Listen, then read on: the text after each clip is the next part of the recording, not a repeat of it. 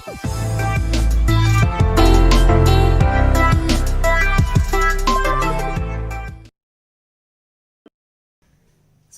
MCQs घेते आता.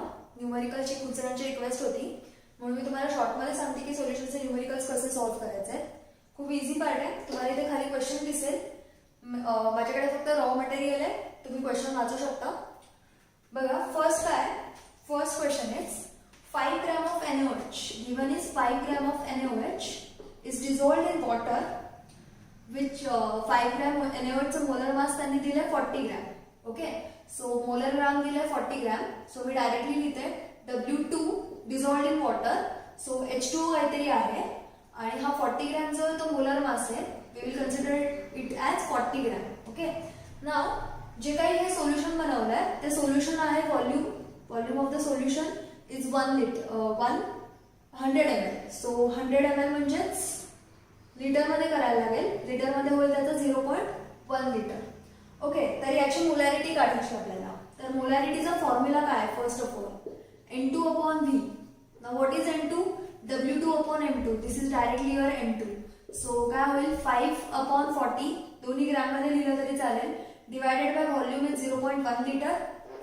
आता हा जो 0.1 लिटर आहे याचा आन्सर काय येणार आहे? 5/4.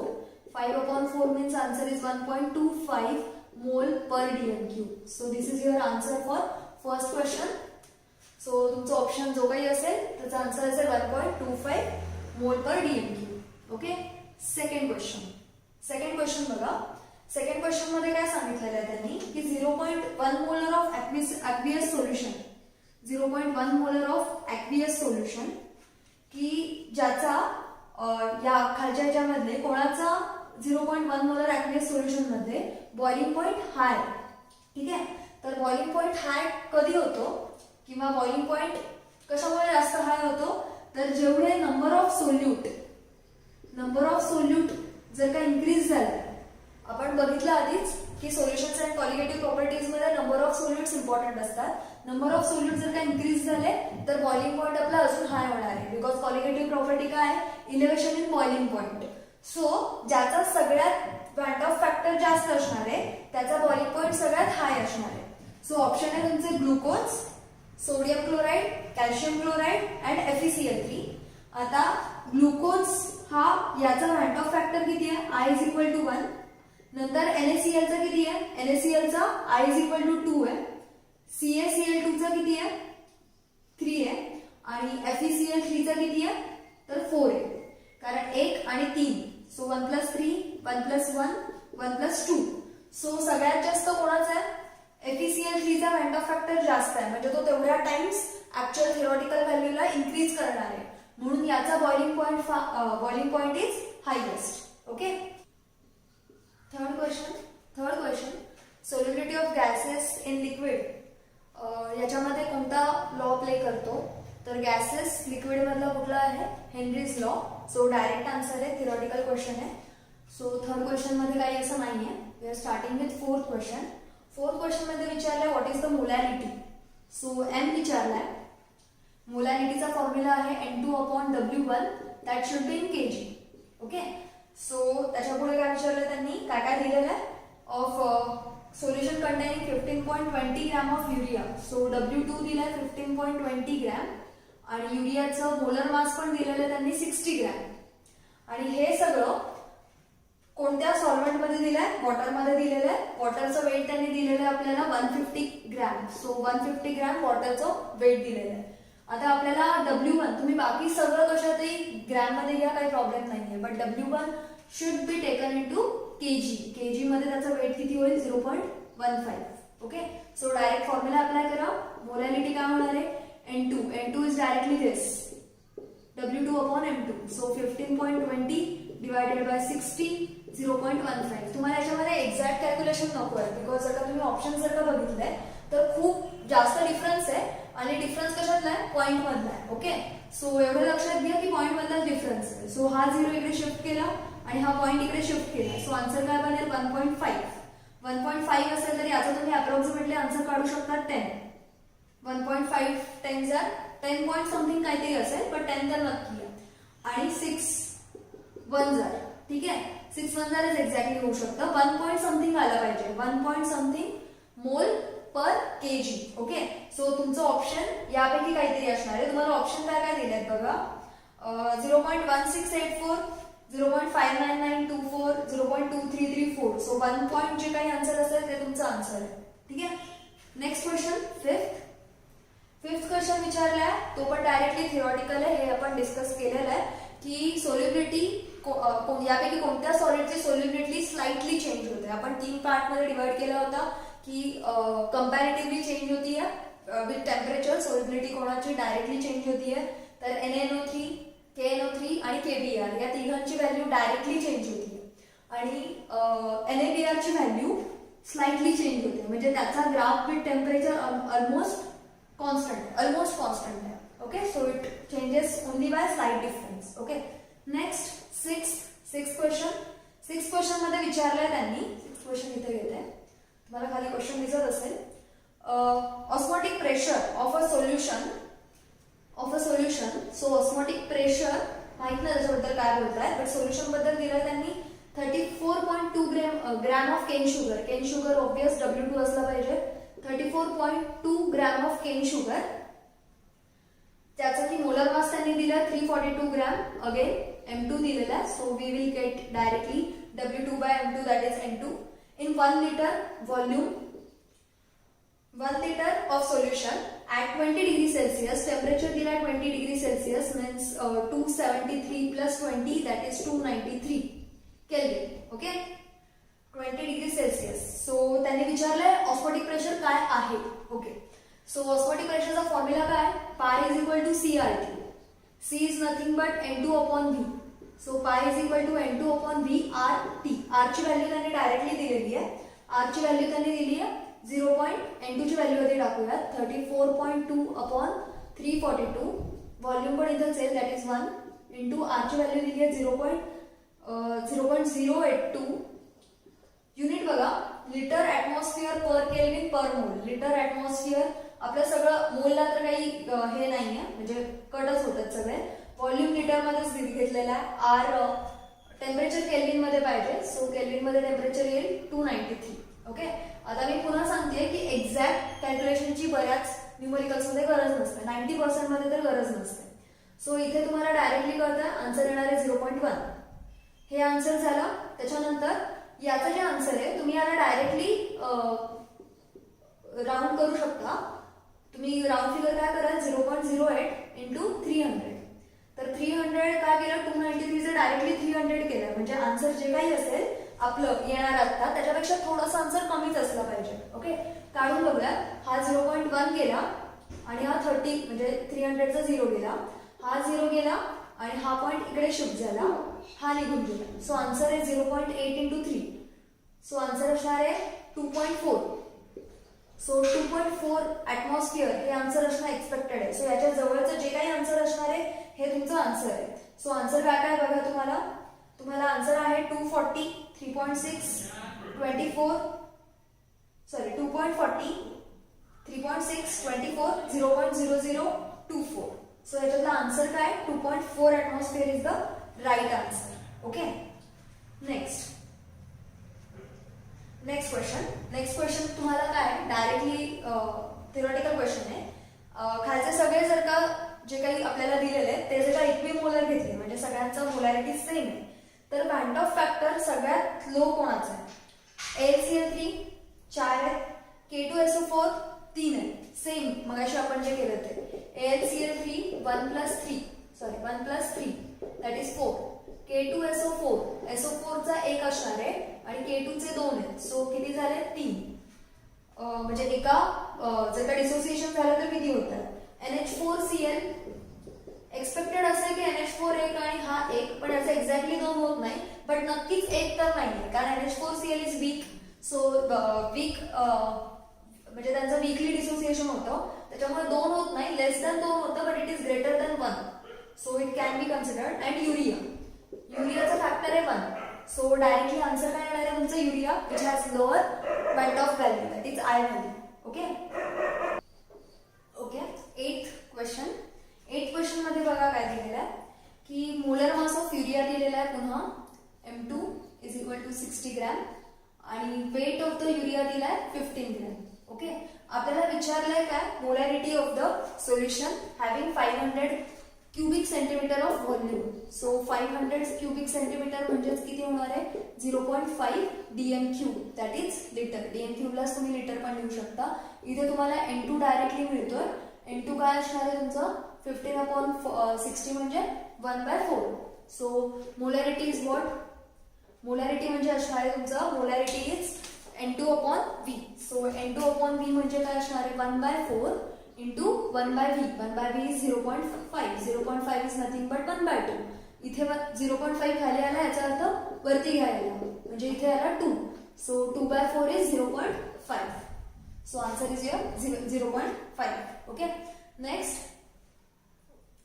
आता 9th क्वेश्चन डायरेक्ट दिलेला आहे क्वेश्चन की व्हॉट इज मोलॅरिटी. मोलॅरिटी आताच आपण बघितलं, N2/V. What is molarity, molarity is N2/V.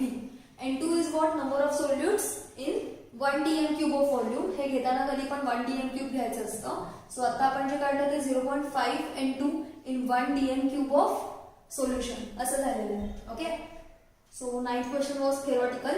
Moving on 10th question. 10th question ला काय बघा, correct relation between elevation in boiling point and molar mass of solute. Elevation in boiling point means what, delta TB is equal to Kb into m.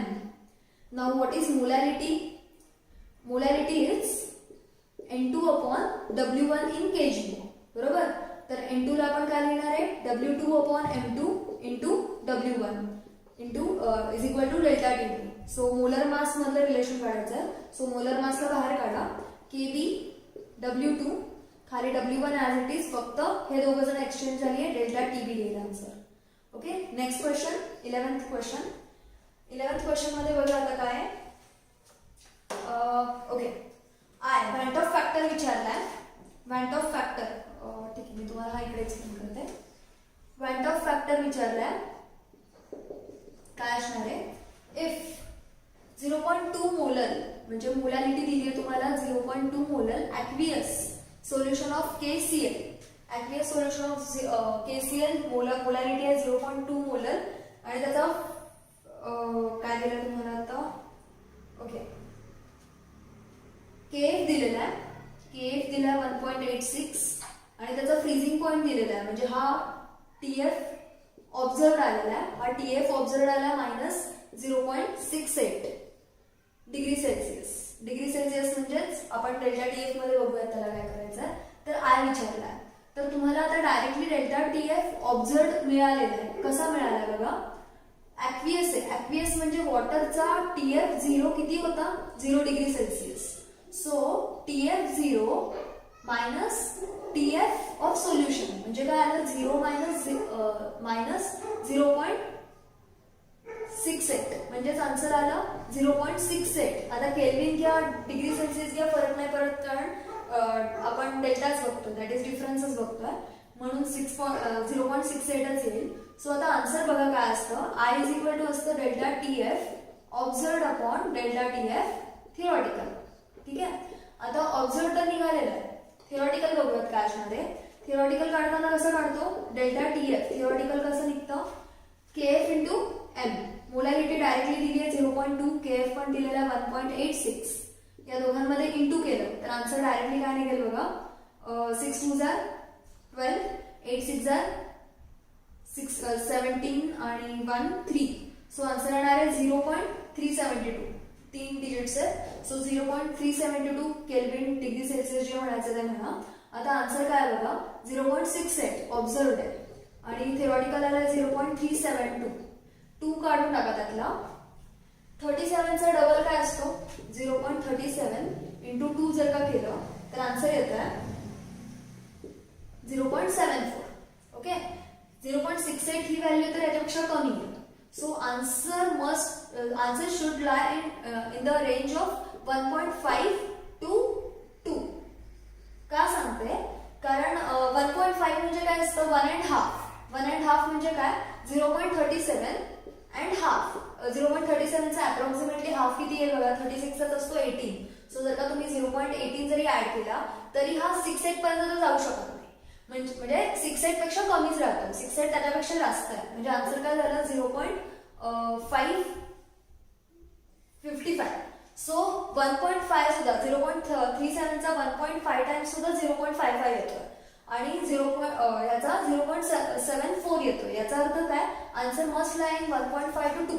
तर त्याच्यामधला answer कुठला आहे, तर पहिला option आहे 1.86. So answer is your 1.86 answer.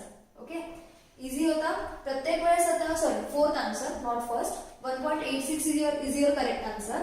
तर मधले दोन आन्सर तर होणार नाही आहेत, कारण तुमचे मधले दोन ऑप्शन काय, एक आहे 6.8. 6 टाइम्स तर होऊ शकत नाही, बिकॉज केसीएलचं डिसोसिएशन त्यासाठी 6 टाइम्स ऍटलीस्ट व्हायला लागेल, तेव्हा पुढे जाऊन 6.8 येईल. Same with 3.72. मॅक्झिमम होणार होतं 2 आणि मिनिमम होऊ शकत होतं 1 in case of urea type जर का असेल तर. पण आता 1 to 2 मध्ये 2 ऑप्शन होते, म्हणून आपण त्यासाठी एवढं सगळं कॅल्क्युलेशन केलं. 1.86 is the correct answer because it is greater than 1.5. Okay, next question 11th 12th. Okay, easy question आहे. 12th सांगते आता. 12th क्वेश्चन काय, K is a Henry's constant, right, आणि याचं युनिट विचारलेलं आहे. तर के चा फॉर्म्युला काय, S is equal to KP. Solubility आपण मेजर करतो मोलॅरिटीमध्ये आणि प्रेशर आपण मेजर करतो ऍटमॉस्फिअरमध्ये.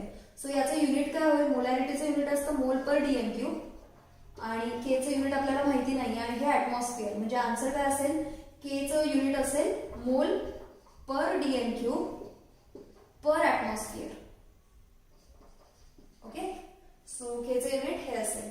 Next, which sets of compounds 13 which sets of compounds from the given options have the homogeneous mixture.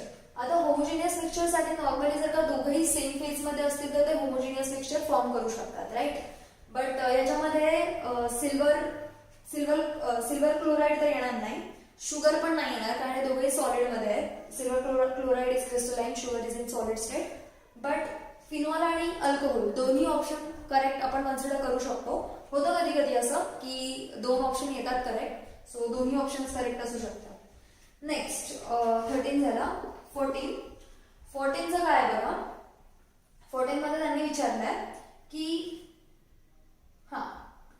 0. Okay, 14 हा थोडासा न्यूमरिकल क्वेश्चन आहे, थोडीशी जागा करून घेते.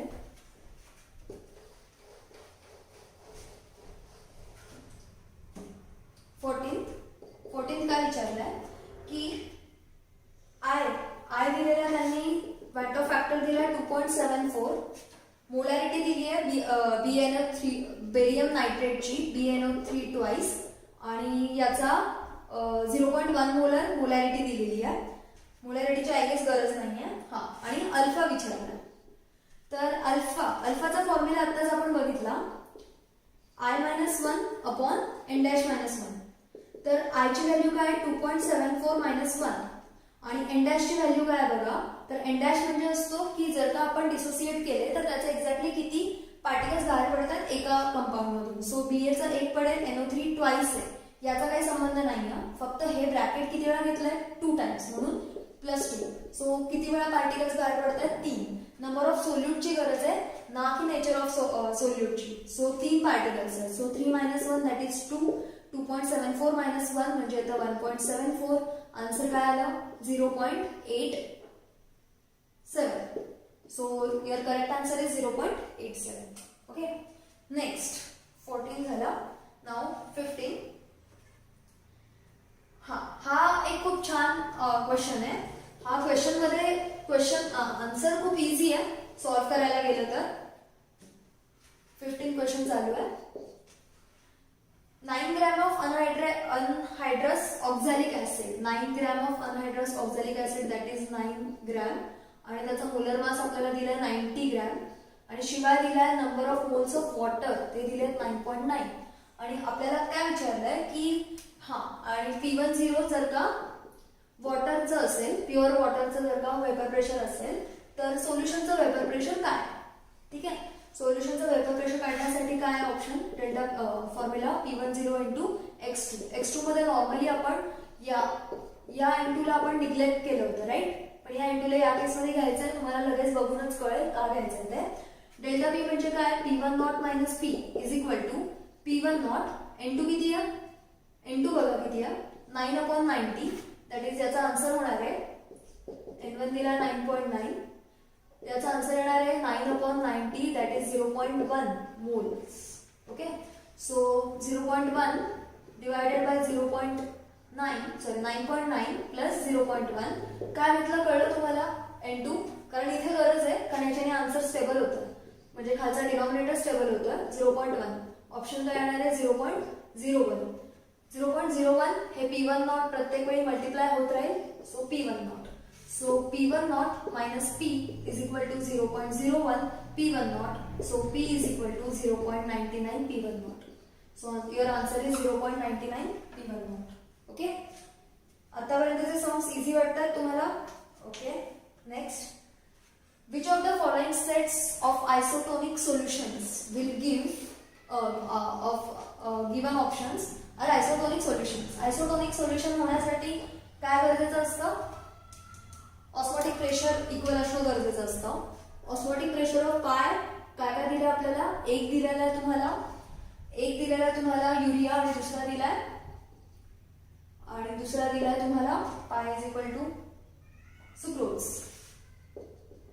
तर याचं तुम्हाला मोलर मास दिलेलं आहे दोघांचे, म्हणजे दोघं जर N2 कन्सिडर केले तर एकाचा आहे 60 ग्रॅम आणि दुसऱ्याचा आहे 342 ग्रॅम. ओके, आता तुम्हाला काय बघायचं आहे बघा की त्यांनी तुम्हाला ऑप्शन मध्ये देताना सेट मध्ये दरवेळेस मेन्शन केले ग्रॅम पर लिटर, प्रत्येकाला ग्रॅम पर लिटर कन्सिडर केलं. ग्रॅम पर लिटरचं मिनिंग काय, एक सेकंड आधी हे समजून घ्या की जर का त्यांचं आयसोटोनिक असणं गरजेचं आहे तर त्यांचं ऑस्मोटिक प्रेशर इक्वल असणं गरजेचं आहे. म्हणजेच त्यांचा प्रेशर इक्वल कधी येईल, ज्यावेळेस त्यांचं कॉन्सन्ट्रेशन इक्वल असेल. कॉन्सन्ट्रेशन म्हणजे मोलॅरिटी. सो मोलॅरिटी काय टू वेगळा, molarity of urea should be equal to molarity of sucrose. Now molarity चा फॉर्म्युला काय, N2/W1 N2/V. आता N2 म्हणजे काय असतं, W2/M2 into V. तर त्यांनी तुम्हाला ग्रॅम पर लिटर दिला म्हणजे ग्रॅम आणि पर लिटर दिलेलं की एका लिटर मध्ये ते किती ग्रॅम घेतात. मग तुमच्याजवळ मोलर मास पण त्यांनी दिलाय. करायचं काय, जर का मोलॅरिटी काढायची असेल तर त्यांनी जे काही दिलेलं आहे त्याला डिवाइड करायचं आपल्याला मोलर मास, याच्यासाठी पण आणि याच्यासाठी पण. पहिला ऑप्शन आहे 3/60 कारण 3 ग्रॅम पर लिटर आणि याचा आहे 17.1 ग्रॅम पर लिटर, याच्यासाठी डिवाइड करायला लागेल 342. हे बघायचं की इक्वल आहे की नाही. तर बघा 3 1 जार 3 2 जार 1/20 येतात. जर का नीट बघितलं तर 1 2 जार 7 2 जार 14 आणि 1 कॅरी ओव्हर, 1 चा डबल 2 आणि कॅरी ओव्हर केला होता तो दॅट इज 3. म्हणजे हा एक्झॅक्टली याचा डबल आहे बट 17.1 आहे. याचा अर्थ काय 1 2 जार आणि एक्स्ट्राचा 0. सो दोघांचाही मॅच होत आहे. याचा अर्थ this option is correct, option A is correct. Okay, next relation between I and alpha. I and अल्फाचं आत्ताच आपण रिलेशन बघितलं. What is alpha is equal to I-1/n-1. So this is your correct answer. Okay, 18 question. 18 gram of glucose, molar mass दिले 180. 18 gram of glucose is W2/180 gram, that is M2, that is equal to N2. So it is directly 0.1. Answer is 0.1 moles. Okay. पाय विचारलाय आणि solution आहे volume 100 ml. 100 ml means what? 0.1 dm³ or liter. Okay, आणि पाय विचारलाय, R दिलेला आहे 0.082 litre atmosphere kelvin, litre atmosphere litre per atmosphere पर kelvin, जे काय त्याचे युनिट असेल ते पुढे त्यांनी कंटिन्यू केलंय. Next pi is equal to option काय CRT. सीचा फॉर्म्युला काय N2/V into R into T. N2चा फॉर्म्युला काय आता N2 0.1 व्हॅल्यू आहे 0.1 dm³. ओके, बट आता याच्यामध्ये अजून एक कॅच आहे. हां, आर ची व्हॅल्यू काय आहे याच्यामध्ये, आता आर ची व्हॅल्यू आली आहे 0.082 आणि टेम्परेचरची व्हॅल्यू आहे 300 atmosphere. Okay, so sorry 300 kelvin. So याचा आन्सर काय, हे आणि हे तर कॅन्सल झालेलं आहे. ओके, बट आता याच्यामध्ये काय झालं की 0.082 इंटू 300 जर का तुम्ही हे दोन कट केले तर तुमचा हा डायरेक्टली इकडे शिफ्ट होईल. That is 8.2 into 3. याचा आन्सर डायरेक्टली काय येईल? 3 2 जार 6, 8 3 जार 24. So answer must be greater than 24. So option काय असेल तुमचा? 24 point something. That is option is C. Okay. Next 19th question. What is 19th question? 19th question is with decrease in temperature खालच्यापैकी कोणाची solubility decrease होते? Sorry, with increase in temperature solubility कोणाची decrease होते? So हा direct theory question आहे. Na2SO4 is the answer. हा एक exception आहे की ज्याची सोल्युबिलिटी मधूनच स्टार्ट होते आणि नंतर ती टेम्परेचरच्या सोबत डिक्रीज होत जाते. ठीक आहे. Next question 28th question. With increase in elevation in boiling point of 0.25 molar aqueous solution. KB दिलेला आहे म्हणजे मोलॅरिटी दिली आहे 0.25. ॲक्वियस सोल्युशन दिलेलं आहे. Delta elevation in boiling point मतलब डेल्टा टीबी दिलेला आहे आणि केबी डेल्टा टीबी विचारला आणि केबी दिला आहे 0.52. तर ऑप्शन काय असेल बघा? डेल्टा टीबी डायरेक्ट आहे KB into molarity. So 0.52 into 0.25. 0.25 चा मिनिंग असतो 1/4. So 0.52 divided by 4. किती येतं आन्सर बघा? 4 1 जार 4 3 जार 0.13. So answer is 0.13. डेल्टा टीबीचा ऑप्शन काय असतो? Kelvin. So 0.13 kelvin is your correct answer. Okay. Next, abnormal molecular mass of benzoic acid added to benzene काय असलं पाहिजे? ओके. आता बेन्झोइक ऍसिडचं बेन्झिन मध्ये जर का बघितलं तर हे ऍग्रिगेशन होतं म्हणजे याचा व्हॅट ऑफ फॅक्टर कमी होतो. सो आय याचा असतो म्हणजे हे जर का दोन बेन्झोइक ऍसिड असतील बेन्झोइक ऍसिड जर का असतील C6H5COOH हे जर का दोन असतील तर यांचं तयार होतं ऍग्रिगेशन होऊन 1. याचा अर्थ काय की जे दोन मॉलिक्युल्स इफेक्ट देणार होते ते आता एकच मॉलिक्युल इफेक्ट देणार आहे म्हणजे यांचा आय झालेला आहे 0.5 आणि आय मोलर मास मध्ये काय असतो? Theoretical upon observed. Molar mass compulsory theoretical upon observed असतो. सो आय ची व्हॅल्यू आहे 0.5 आणि आता ऍक्च्युअल मोलर मास बघूयात बेन्झिनचा किती आहे, बेन्झोइक ऍसिडचा किती आहे. कार्बन किती आहे तर टोटल 7 आहे. सो 7 कार्बन, हायड्रोजन 6 आहे टोटल आणि ऑक्सिजन 2 आहे टोटल. सो कार्बनचा असतो 12, हायड्रोजनचा असतो 1 आणि ऑक्सिजनचा असतो 16. 12 7 जार 84, 6 आणि ऑक्सिजन आहे ना 16 इंटू 2 32. सो ऑप्शन किती आला बघा 4 आणि 6 10 12 आणि 8 आणि 4 12. सो 122. बट याचा आता मोलर मास किती येणार आहे बघा 0.5 हा आला 122 divided by x. So option असणार आहे 122 डिवायडेड बाय 0.5 म्हणजे ऑप्शन असणार आहे 244. सो आपला correct option is 244 is correct option. Okay. हे लक्षात ठेवायला लागेल काही काही गोष्टी म्हणजे आता लक्षात राहत असतील. युरिया ग्लुकोजचं काय होतं? युरिया ग्लुकोजचं होतं ऍज इट इज म्हणजे आय त्यांचा 1च असतो. सो युरिया ग्लुकोज शुगर हे यांचा आय 1च असतो. बाकी सगळ्यांचा आय चेंज होतो except for benzoic acid. Benzoic acid aggregate होतात. Okay. So correct option is 244 gram. Next काय for relation between delta TF and M2. खूप इझी आहे. Relation between delta TF and M2 कसं काढणार आहे? फॉर्म्युला काय बघा sir. Delta TF is equal to KF into molarity. KF is what? W2 upon molarity is what? M2 into W1. Delta TF M2 ला इकडे shift करा, delta TF ला इकडे शिफ्ट करा. हे तुमचं असणार आहे करेक्ट आन्सर. जर का त्यांनी ऑप्शन मध्ये कसं दिलं असेल त्याच्यावरती डिपेंड करेल. 23rd बघा काय आहे. Properties of liquid increases with increase in temperature. Which of the following properties increases with increase in temperature of liquid? So आपल्याला माहिती आहे vapour pressure of liquid increases with increase in temperature. So correct option is vapor pressure. 24th colligative property identify करायची. मी तुम्हाला starting class lecture मध्ये म्हटलं होतं की कॉलिगेटिव्ह प्रॉपर्टी मध्ये फसवणारा क्वेश्चन येतो. तुम्हाला आता सगळे ऑप्शन जर का तुम्ही बघत असाल तर ऑप्शन काय काय दिलेत तुम्हाला. एक आहे vapour pressure of the liquid, then आहे बॉइलिंग पॉइंट, फ्रीजिंग पॉइंट आणि चौथा आहे ऑस्मोटिक प्रेशर. बरोबर.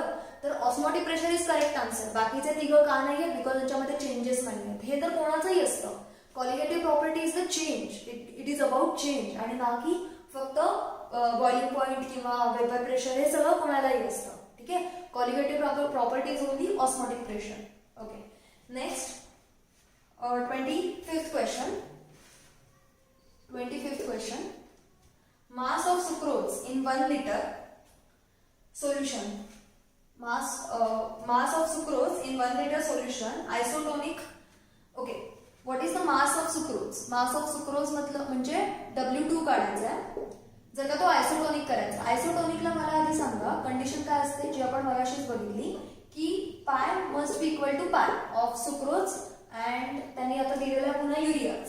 So sucrose and urea. बरोबर. तर यांचा कॉन्सन्ट्रेशन म्हणजे मोलॅरिटी सेम व्हायला पाहिजे. बरोबर. तर मोलॅरिटीचा फॉर्म्युला काय असतो N2/V अगेन N2/V. ठीक आहे. तर आता युरियाचा त्यांनी आपल्याला दिलेला आहे 6.6 ग्रॅम पर लिटर. मग अशासारखंच दिलेलं आहे. N2 म्हणजे काय W2/M2 इंटू व्हॉल्यूम. W2/V दिलेला आहे that is 6.6 gram per litre. So volume M2 राहिलेला आहे. M2 आपल्याला माहिती आहे आता युरियाचा 60 ग्रॅम. त्यांनी तुम्हाला तिकडे सगळं दिलंय कार्बन हायड्रोजन, बट तुम्हाला आता लर्न झालं असणार आहे या लेक्चरमध्येच की हे आहे 60 ग्रॅम. आता इथे पण सेमच होणार आहे W2/M2 इंटू V. तर आता याच्यामध्ये तुम्हाला सुक्रोजचं काही दिलेलं आहे का अजून. तर नाही दिलेलं आहे. तुम्हाला डायरेक्टली काढायचं होतं M2. सो आता तुम्हाला ग्रॅम पर लिटर पण नाही दिलेलं. सो त्याला आपण एक्स कन्सिडर करू W2/V ला. ओके. सो W2/V ला एक्स कन्सिडर केलं तर M2 काय माहिती आपल्याला 342 माहिती आता तुम्हाला सुक्रोजचं 342. क्रॉस मल्टिप्लिकेशन करा. 60 चं डायरेक्टली येईल 1.1. सो आन्सर काय येईल x is equal to 1.1 into 342. आता रॅन्डमली तुम्हाला एक्झॅक्ट कॅल्क्युलेट करायची गरज नाही, तसं तर खूप इझी आहे. बट जर का 1.0 असतं तर आन्सर काय आला असतं. सॉरी 6.6चं आन्सर येतं 6.6/60चं आन्सर येतं 0.11. ओके. सो 0.11 जर का आन्सर असेल तर ऑप्शन काय बघा तुमचे.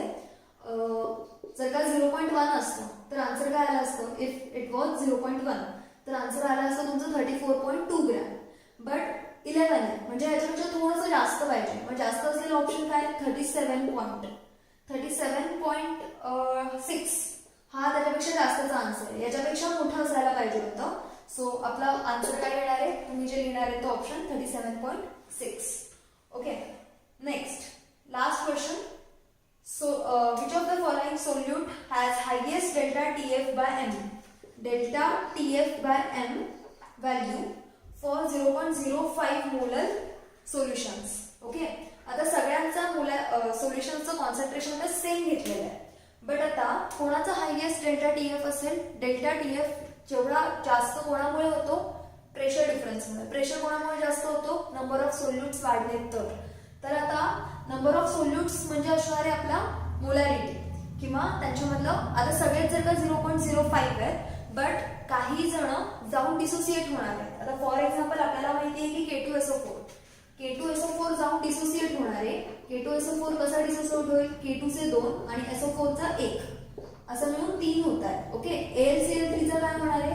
Al चा 1 आणि Cl3 चे 3 असे मिळून होणार आहे 4. आणि त्याच्यानंतर अजून कोण राहिला ग्लुकोज आपल्याला माहिती आहे तो ऍज इट इज जातो. सो त्याचा तर व्हॅन्ट ऑफ फॅक्टर 1च राहणार आहे. ओके. अजून कोण आहे NH4Cl. NH4Cl is very weak electrolyte. त्याच्यामुळे त्याचा जो काही असेल NH4Cl तो होणार होता 2 बट तो 2 पेक्षा कमीच होणार आहे. ठीक आहे. सो सगळ्यात इकडे हायएस्ट कोण आहे AlCl3. So delta TF of AlCl3 must be high. Okay. So हे होते आपले न्यूमेरिकल्स ऑन कॉलिगेटिव्ह प्रॉपर्टीज. अजून जर का काही प्रॉब्लेम्स असतील तर कमेंट्स करा, मी त्याला रिप्लाय करेन. जर का इथे कुठे काही प्रॉब्लेम आला असेल समजला नसेल तर कमेंट करा, I will reply on it.